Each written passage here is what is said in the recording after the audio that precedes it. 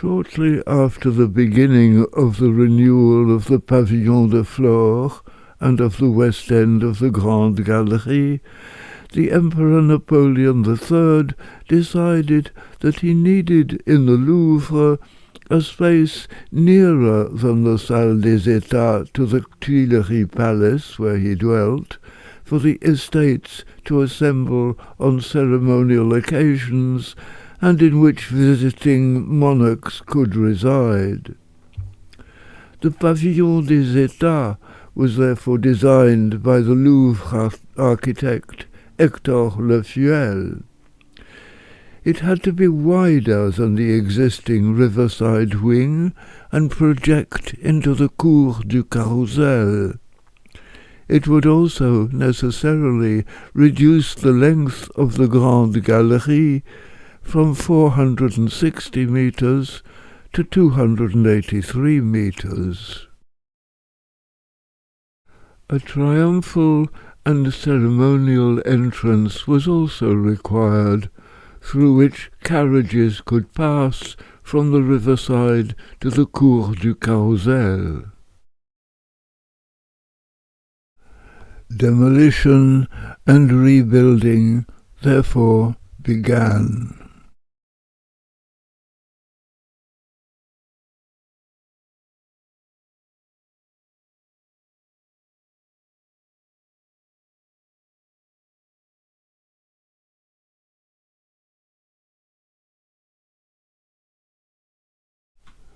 The new buildings are now part of the Louvre.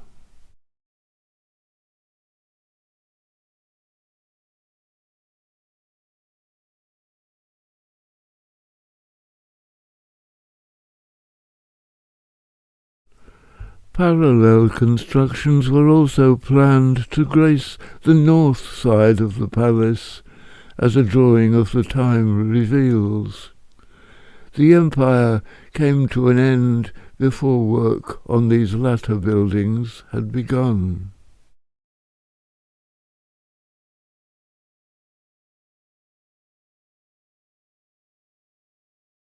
There seems to have been, from the earliest days, a pavilion which separated the west end of the Grande Galerie, attributed to Du Cerceau, from the east end, attributed to Métezeau. It was called the Pavillon de la Lanterne. It's shown on the Mérion plan of 1615 and the Oyanis plan of 1619. Jean Marot's print, after Levau's alterations, shows it very clearly.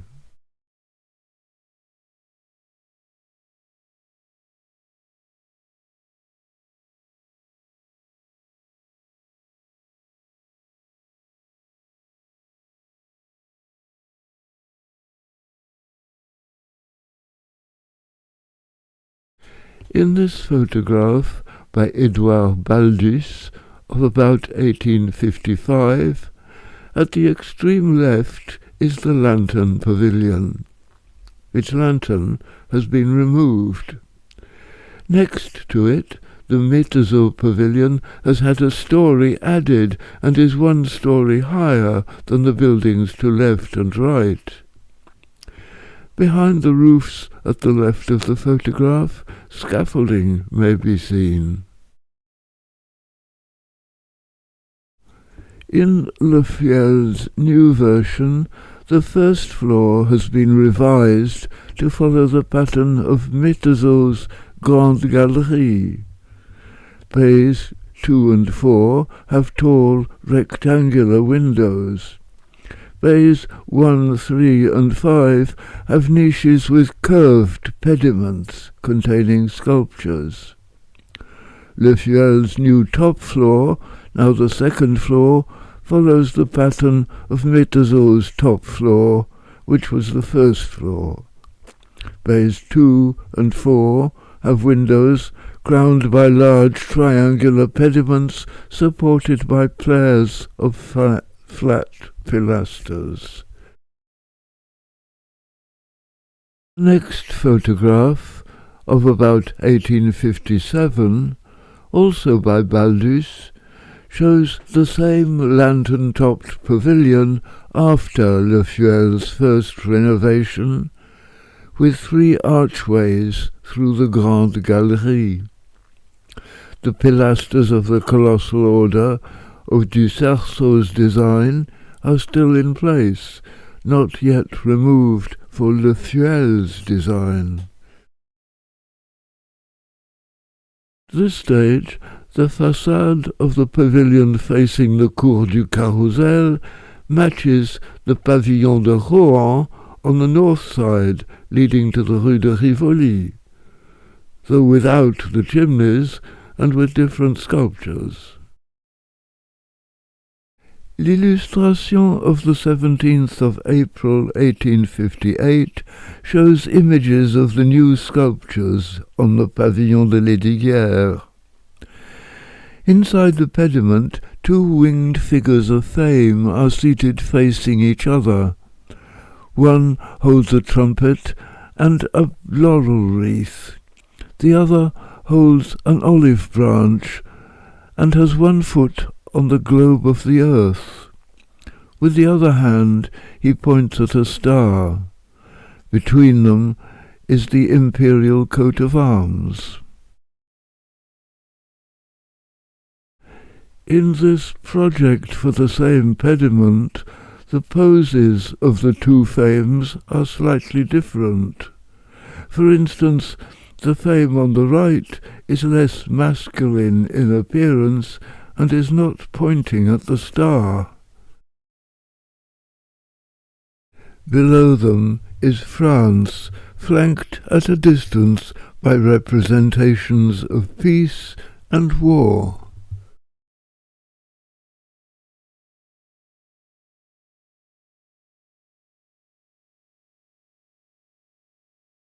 These are the sculptures on the Cour du Carrousel side. The outsides of the 2 guichets on the riverside and on the Rue de Rivoli have little or no resemblance to each other or to the inner side. They are called guichets, which is not to be taken in the sense of counter or box office or cash point, but is related to the English word wicket. Think wicket gate.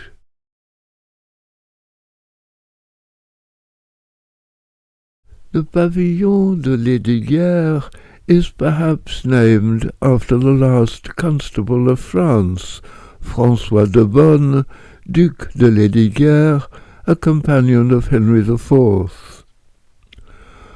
Or perhaps after the Hôtel de Lesdiguières on the Rue Saint-Thomas-du-Louvre, within the precinct of the Louvre, home and office of the Marquis de Marigny. He was the brother of Madame de Pompadour and director of the King's buildings. In 1759 he had a triple gateway made under the first-floor Grande Galerie for easy access between his mansion and the riverside. This drawing represents Lefuel's vision of the South Guichet. 2 pavilions, identical in design, both with pedestrian access through them, have between them a building with 3 broad arches for wheeled traffic. At the other side of the pavilions is, on the one hand, Métezeau's original building, with a story added by Lefuel, and on the other hand, a copy of that building. Beyond, there is Métezeau's east end of the Grande Galerie, renovated by Dubon, and a continuation of the west end of the Grande Galerie, redesigned by Lefuel. In his design of the Pavillon de Lesdiguières and its twin, the Pavillon de la Trémoille, Lefuel has basically removed the upper layer of decoration from the Pavillon de Rohan, or from his first design for the Pavillon de Lesdiguières. That is to say, the sculpture reproduced in l'illustration and the upper pediment and its supporting columns are no longer there. The oculus of the Pavillon de Lesdiguières is surmounted with an H for Henri. The oculus of the Pavillon de la Trémoille is surmounted with an N for Napoleon. The architectural pattern of the north side, on the Cour du Carrousel, and of the south side, on the river side, is similar for both pavilions. The one difference, apart from the initials, is at the level where the wall meets the roof. On the riverside there is no decoration other than stone urns on the corners of the pavilions. On the courtyard side, the whole of the frontage is topped with a balustrade.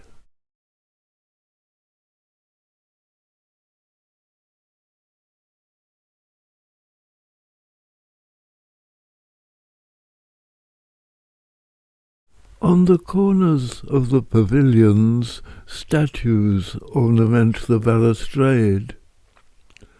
On the Pavillon de Lesdiguières are seated figures representing architecture and sculpture by Augustin Dumont. On the corners of the Pavillon de la Trémoille are seated warriors, sculpted by Jean-Joseph Perrault. Over the central gateway are two lions, sculpted by Emmanuel Frémier. Otherwise, the riverside façade has more decoration than the courtyard side. On the piers separating the three arches, opposite the bridge over the river, are two immense sculptures representing the merchant navy and the military navy. These figures stand in ships, no doubt partly a reference to the ship in the coat of arms of Paris.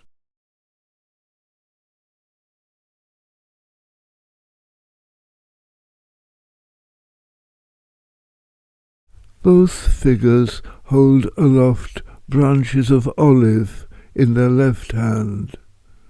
The right hand of the military navy holds aloft a sheathed sword, while the merchant navy holds a flaming torch. The bridge over the river Seine here has changed. The earliest photographs show the old Pont du Carrousel, which led directly to the Pavillon de Lesdiguières. It was opened to the public in 1834. In 1883, the bridge was closed for several months to replace beams and cross members. At the same time, it was renamed Pont des Saints-Pères. Its wooden decking was replaced by a beaten iron deck in 1906. This bridge was demolished in 1936. Between 1935 and 1939 it was replaced by a new one. The new Pont du Carrousel was wider and further to the west, so that it now led to the whole guichet. The rustication which accentuates the corners of the flanking pavilions de Lesdiguières and de la Trémoille emphasizes as well the wide arches of the gateway. It also backs the sculptures of the merchant navy and the military navy and continues up the wall to where it joins the roof. As well as these pilasters of rustication, the first floor of the gateway building has 3 rectangular windows over the arches. Each window is flanked on each side by a pair of flat pilasters and by a panel of carving by François Roger.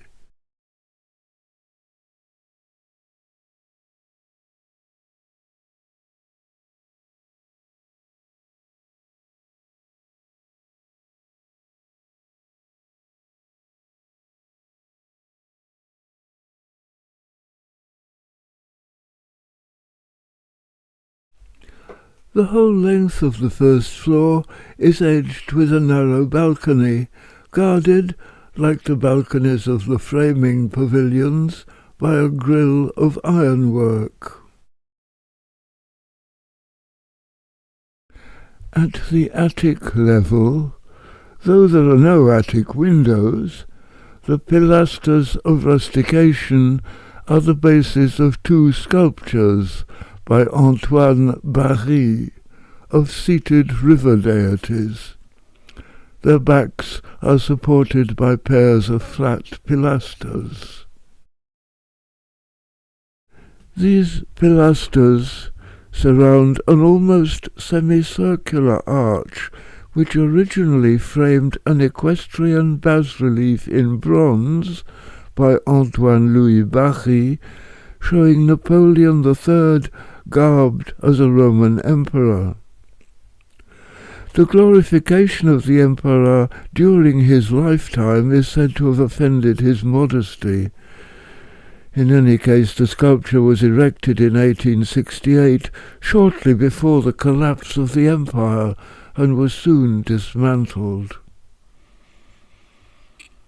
Remains of it are now in the Musée d'Orsay. It was replaced by a sculpture of Apollo riding Pegasus. It looks rather as if a naked Apollo is falling off Pegasus, the horse having been spooked by the apparition of Fame carrying a laurel wreath.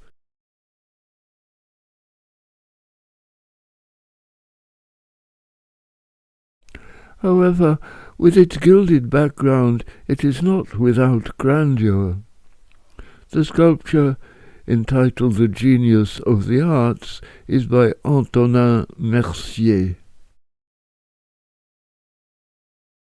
Apollo appears to be pointing with one hand at the inscription above him, which reads, "Emperor Napoleon III rebuilds from 1861 to 1868 the wing of the Palace of the Tuileries, constructed from 1607 to 1663 by Henry IV, Louis XIII, and Louis XIV. Of this sculpture is a curved, broken pediment. A carving including a bearded head fills each side of this pediment. The space between the curves contains 2 statues of imperial allegorical figures. One is a helmeted female grasping the hand of justice. The other is a bearded male grasping Charlemagne's sceptre. Both objects of regalia are behind the shield which is between the 2 figures. The wreathed oval shield depicting an eagle is surmounted by the initial N. The scene is watched over by another eagle spreading its wings. Here, and at the top corners of pavilions, can be glimpsed examples of the torch-shaped lead roof decorations that Baldus photographed.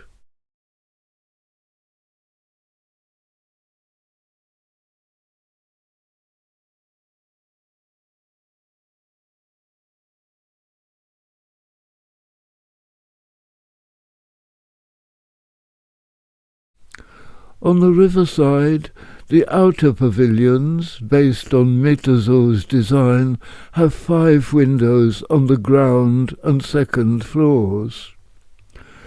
On the courtyard side, the whole design is as one, from the Molière wing to the Pavillon des États. The pavilions de Lesdiguières and de la Trémoille are the only buildings to be seen as different. 3 windows separate the Pavillon de la Trémoille from the projection of the Pavillon des États on the ground, first and second floors. 3 windows on the ground floor separate the Pavillon de Lesdiguières from the Molière wing. Because that wing has a terrace on top of the ground floor, there are 4 windows of the Métaiseau pavilion showing on the first and second floor levels. The Métaiseau pavilions do not look distinct from the others on the courtyard side, apart from their roofs at a certain angle. To match the pattern, there are attic windows on all buildings of the courtyard side, even the gateway building, which has none on the river side. All along the courtyard side there are arches on the ground floor, either windows or gateways. There are high rectangular windows with triangular pediments on the first floor, and much smaller rectangular windows with slightly curved tops on the second or attic floor. This pattern extends over the projecting Molière wing and over the projecting Pavillon des États. The Pavillon des États continues the same pattern, also with statues on the balustrade at roof level. In addition, on the long north side, the first floor has statues between the windows, standing on the string course which demarcates the stories. This arrangement matches that of all the Lefuel wings facing where the pyramid now is. On the Sully wing, the west façade has statues on the string course. On the Richelieu and Denon wings, the statues stand on the edge of the terrace. All the statues on the first floor level of the Pavillon des États are standing female allegorical figures, such as Navigation by Pierre Loison, Law by Mathurin Morin, Prudence by Jacques-Léonard Maillet. Patriotism by Louis-Léon Cugnet is perhaps unexpected as a female figure, and by some irony of fate is headless, or at least was so when this photograph was taken. On the balustrade above, larger winged figures, accompanied by putti, stand on the corners. They are War and Peace, both by Jean-Marie Bonacieux. Between them, directly above the standing female figures, are allegories represented as putti, for instance Storm by Roland Mathieu Meunier, Love by Pierre-Bernard Prouat, Grape Harvest by Alfred Jean-Baptiste Paul Allou. The western end of the Pavillon des États appears shorter than the 3-bay eastern end, because the Flore wing is wider. The junction of the pavilion with the north side of the Flore wing is marked by an uncharacteristically round and domed turret-like clock tower. It signals the change from the style of the pavilion to the style of the wing. The turret contains a spiral staircase.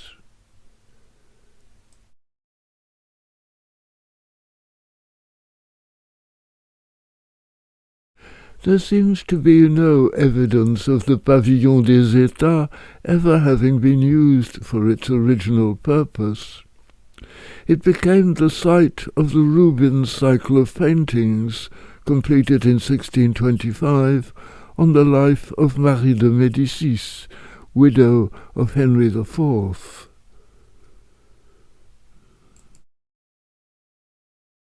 The paintings had originally hung in the West Wing Gallery of the Palais du Luxembourg, built for Marie between 1615 and 1645.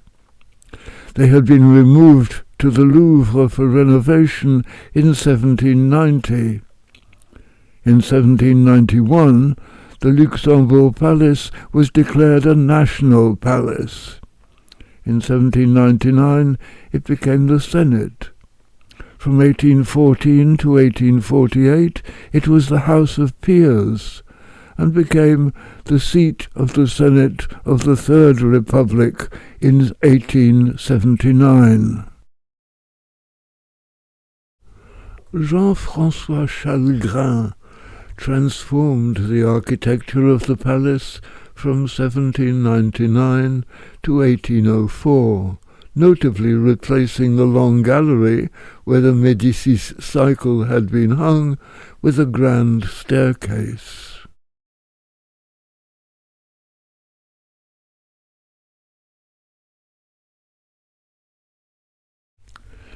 In 1817, these Rubens paintings were put on display in the Grande Galerie of the Louvre.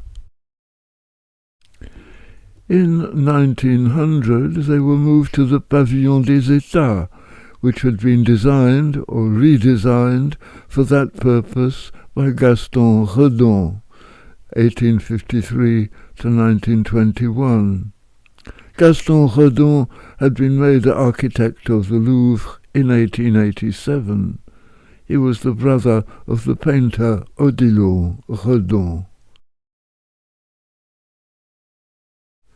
The paintings remained there for many years, seemingly until 1993, when the Richelieu wing became part of the museum.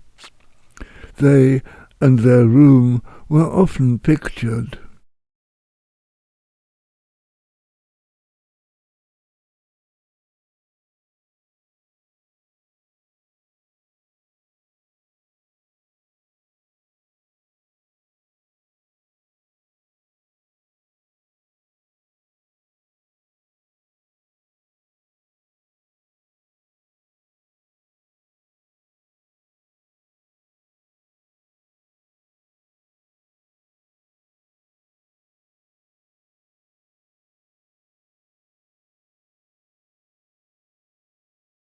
The painting's absence was also recorded during the First World War, when the Louvre was largely emptied.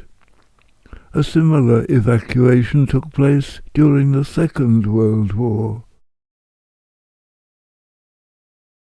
The Rubens collection is now housed in the Richelieu wing, in a room less ostentatiously designed.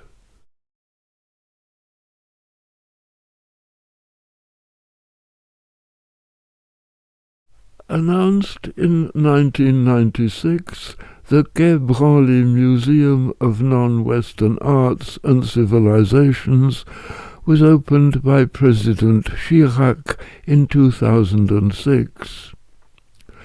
The collection was to have an embassy in the Louvre, which would display 100 objects in the Pavillon des États, renamed the Pavillon des Sessions. This new space, designed by Jean-Michel Wilmot, opened in 2000. New staircase had already been built in 1996 to 1999 by Atelier Lyon Associés, while the Rubens room was still open on the first floor. This area has been closed since October 2024 and is due to reopen in late 2025 as the Gallery of the Five Continents, with more works and expanded scope.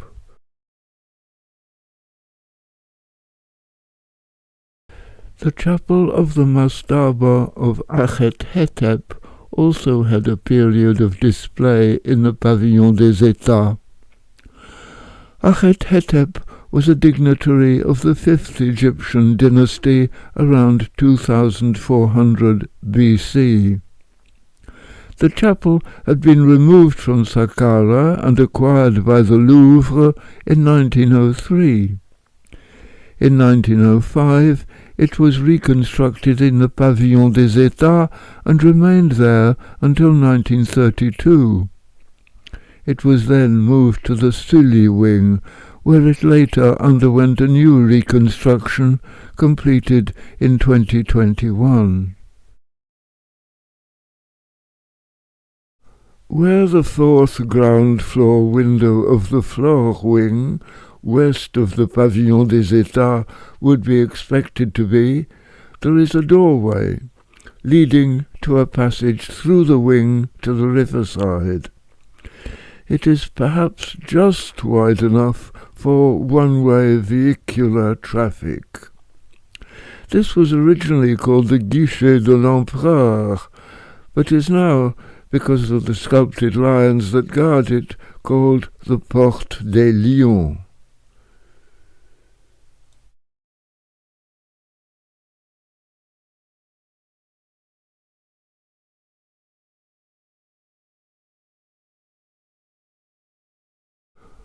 On the Cour du Carrousel side, two bronze Sahara lionesses, sculpted by Auguste Cahin, lie in front of two banded columns which support a balcony. These are the only interruptions here to the general pattern of the floor wing. At the other end of the passage, on the riverside, where it emerges in the middle of Du Cerceau's wing, rebuilt by Lefuel, two bronze lions, sculpted by Antoine-Louis Bachy, are seated before two pairs of banded columns, supporting a wider balcony than on the other side of the building. These columns match those on the façade of the library pavilion on the Rue de Rivoli, on the first floor and on the ground floor, where they form the entrance to the Passage Richelieu. They also match the pairs of banded columns of the entrance to the former Imperial Library, previously the Porte Jean Goujon, later the Porte Barbé de Jouy, in the middle of Métezeau's Grande Galerie, restored by Duban. One of these seated riverside lions was commissioned from Bachy in 1830 by King Louis-Philippe and was installed in the Tuileries Gardens 8 years later. It was moved to its present position in November 1867, accompanied by a replica cast with the signature Bachy reversed. The Musée d'Orsay has the plaster original, dating from 1847. The riverside Porte des Lions is also distinguished by a pediment carved by Théodore Gruyère in 1864, which is intended to copy that carved in 1851 by Georges Jacot for the Porte Jean Goujon, now Porte Barbé de Jouy. The pediment of Lefuel's design is slightly different from that of Dubon's design. In the later design, 2 shields and other trophies of war back the Roman suit of armour. Gruyère's ship between the 2 nudes has oars and looks more like a rowing boat. Jacot's is more elaborate and not viewed straight on. Gruyère's nudes are seated on dolphins. At their feet, under the curves of the broken pediment, are carved volutes.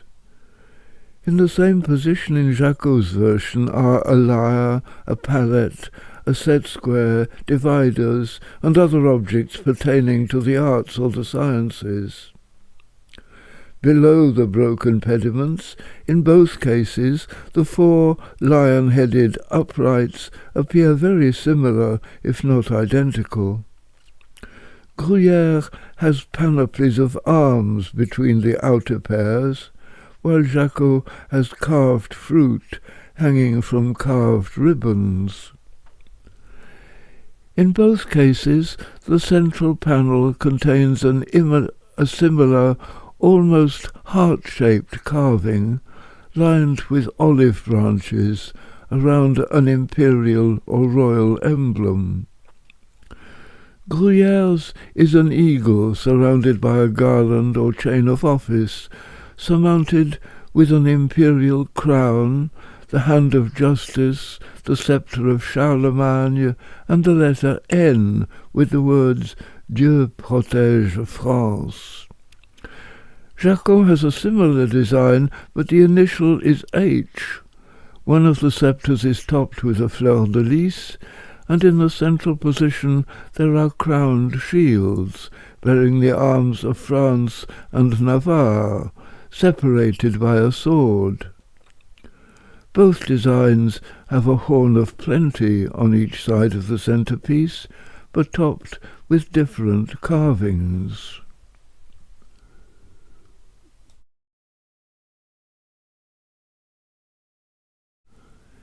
Inside the Porte des Lions, under an initial N, in the centre of the ceiling, there are several doors. One is an entrance to the museum, not always open.